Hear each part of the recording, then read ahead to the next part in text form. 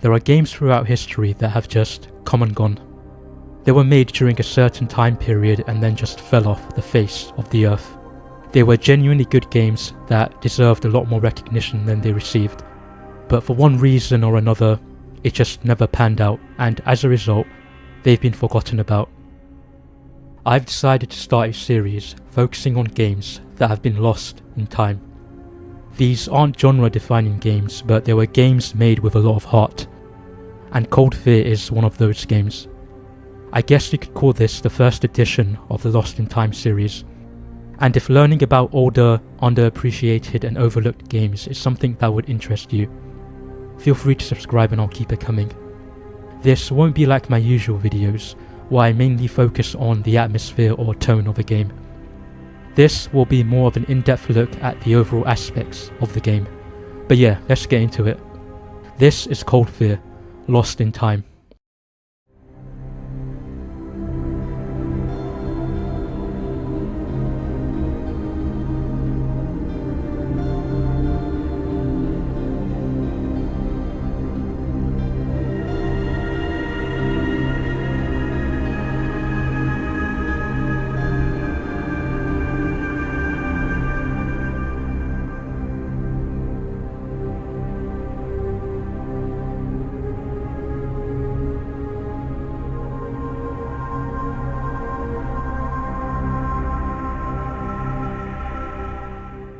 Cold Fear was released in 2005, developed by Darkworks and published by Ubisoft.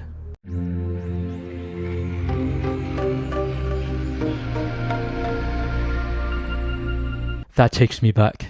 Darkworks were also known for developing a game called I Am Alive. If you've been a gamer for 15-20 years, then I'm sure you remember the hype surrounding this game when it was first announced. It's a game that seemed really promising, until Ubisoft did Ubisoft things and cancelled the project. They removed Darkworks from the game and restarted development, with the Ubisoft Shanghai team working on it instead. And what we got was a game that was nothing like the original vision of I Am Alive. But back to Cold Fear. Cold Fear is a third-person survival horror game. It involves the protagonist, named Hansen, being sent to a ship owned by the Russians that has been overrun by these creatures known as the exocells. Hansen's team gets wiped out almost instantly, so you're left alone to complete the mission by yourself. You come across different characters throughout the game who help you investigate the ship, as well as trying to find a way out of it. The interactions are brief and the story is quite minimal, but it does its job. The opening of Cold Fear is chaotic as the ship has also been hit by a storm, with you having to navigate through all the wreckage. The storm causes the ship to constantly sway back and forth, causing Hansen to sometimes lose his footing. In some cases, the swaying becomes so extreme that he can slide off the ship, so you have to go against the momentum to keep him upright. It can get quite hectic at times when you're fighting enemies outdoors and the ship is going crazy, but it's the type of chaos I love. Eventually you're able to enter the interior of the ship, giving you a brief respite from the storm.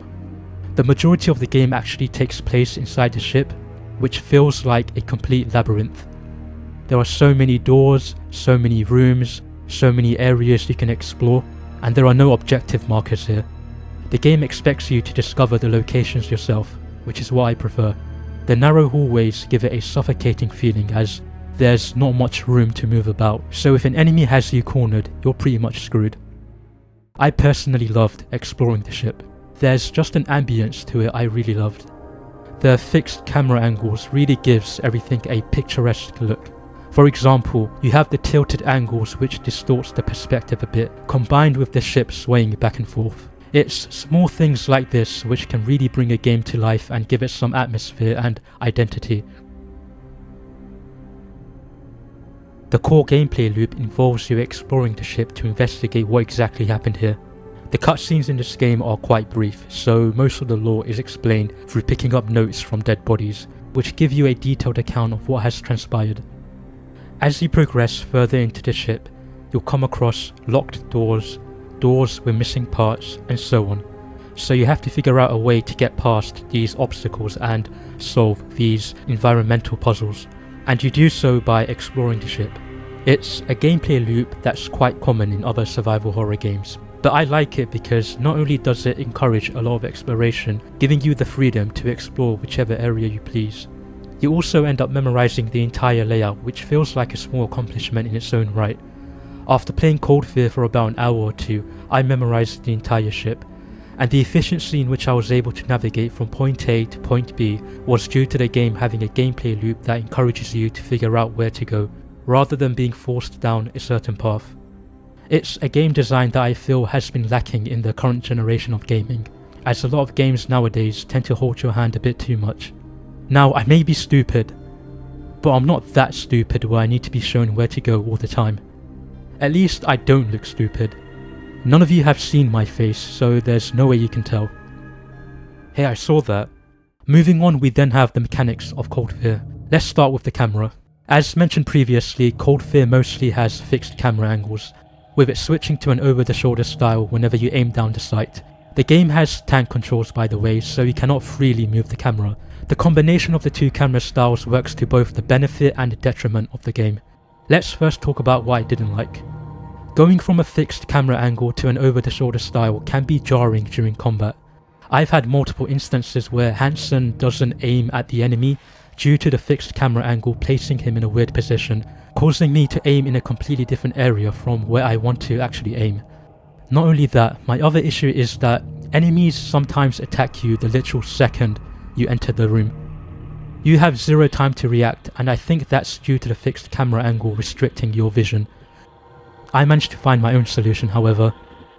I just started aiming down the sight the second I entered the room, giving me a better perspective of everything, and it almost became quite thrilling, which brings me to what I liked about the two camera angles. Every door you open ends up feeling like a do or die situation, which just makes it more intense, as you have to be way more alert than usual. You have no idea what's behind this door, so your fate is determined by the few seconds you spend to aim down the sight, locate the enemy, and kill it before it kills you.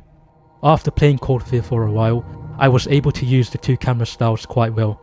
For example, aiming down the sight to see what's ahead of me in order to scope out the area. The execution may have been a bit weird, but I can see what they were trying to go for here. The second half of the game puts you in more open areas as you're now in a different location, and I noticed there weren't as many fixed camera angles here. It's probably because the game becomes more combat focused from this point on. Cold Fear has the usual third-person shooter gameplay you would expect in a survival horror. You start off with a handgun, but you eventually obtain more weapons, such as a shotgun, an AK-47, a spear gun, a grenade launcher, a flamethrower, an MP5. You start off by facing regular human enemies, which can be killed in the ways you expect. But for me personally, a kill is not a kill unless I do a headshot. Speaking of headshots, they become really crucial later on, as the Russian soldiers end up becoming infected by these parasites known as an exocell. An infected enemy is much more aggressive. They sprint straight towards you, so you have to take them out quickly. To kill the infected enemy, you have to land a headshot, otherwise they will keep getting back up, so make sure you brush up on your aiming. Fighting them outside is absolute chaos, as the ship is swaying back and forth, messing up your aiming and movement, but also the enemy's movement too. Naturally, it would be quite irritating, but these moments are brief enough to not overstay their welcome, so I enjoyed it. In some cases, the parasites will actually come out of the enemy's bodies, and these little shits can be quite annoying. They jump around everywhere, they have long range attacks, and they're very small, giving them a really small hitbox. Beyond that, you have this other creature called an exoshade, which specializes in navigating through darkness.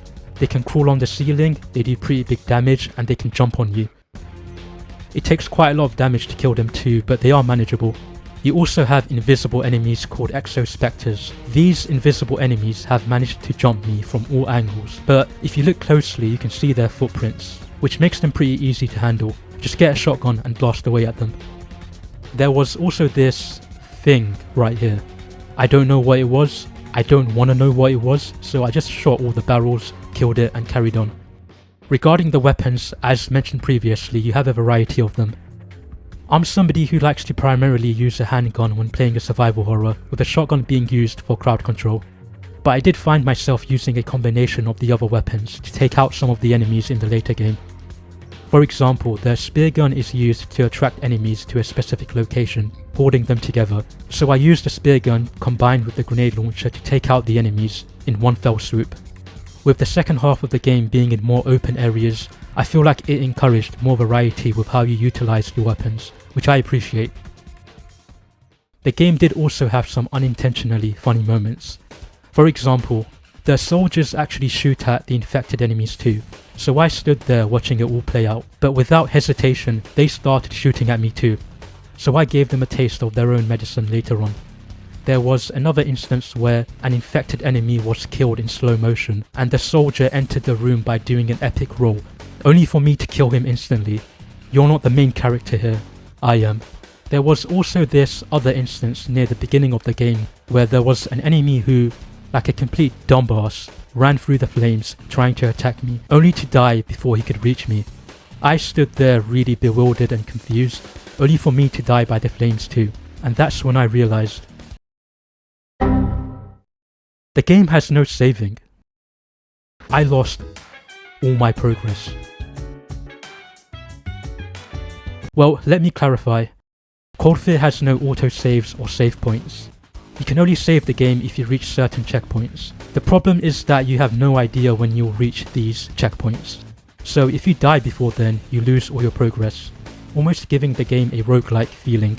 So I died and started the game again, but this time I knew where to go and where all the enemy placements were.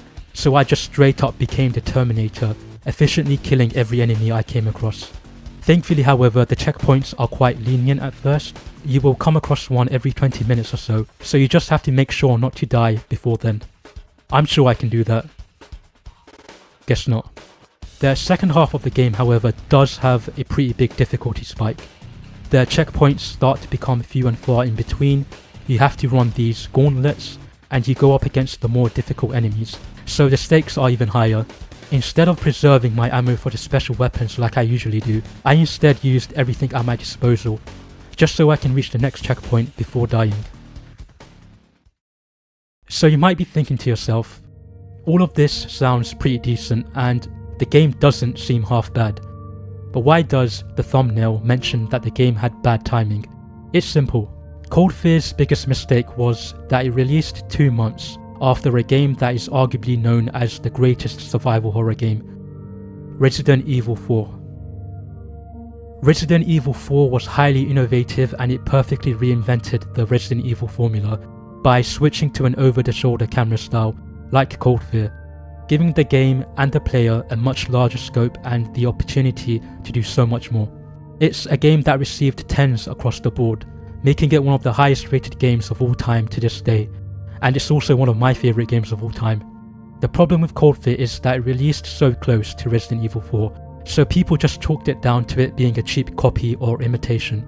The reality is that everything Cold Fear did, Resident Evil 4 just did it better. With that being said, I don't think it's fair to call Cold Fear a cheap imitation because it does have a lot of good things going for it. For example, the ship was a really nice setting. The oppressive atmosphere and narrow hallways, the ambience, the sense of dreaded wonder when exploring the ship gives the game a different feeling to Resident Evil 4, where the levels are much larger in comparison. Beyond that, you have the two protagonists. With Leon, you feel quite overpowered as you have a larger variety of weapons. Leon is a seasoned veteran at this point, whereas with Hansen, on the other hand, you really feel the struggle as he's obviously not as experienced. You're essentially being forced to investigate the ship in such harsh conditions, having no idea what awaits you, and the game does a pretty good job at demonstrating this. So yeah, there are certain differences here that set the games apart enough for me to differentiate between the two. Is Cold Fear better than Resident Evil 4? Absolutely not. It's one of those 7 out of 10 games that you will pick up and enjoy, which isn't necessarily a bad thing. In fact, I feel like we need more 7 out of 10 games nowadays, as I feel there's been a severe lack of them in modern gaming. Not every game needs to be a genre-defining experience. Just give me a well-made game on a lower budget that's fun to play and it has a lot of heart, and I'll play it and I'll enjoy it. It's okay to have these type of games being made every once in a while, and Cold Fear is one of those games. If you have played Cold Fear, let me know if you enjoyed it or not, and if you haven't played it, I do think it's worth checking out. It's not that long of a game, you can finish it in 7 hours if you explore everything. Just keep in mind of the checkpoint system I mentioned earlier. Cold Fear may be a game that has been lost in time, but at least in this channel, it's still remembered. Thank you for watching, feel free to subscribe, I'll catch you later.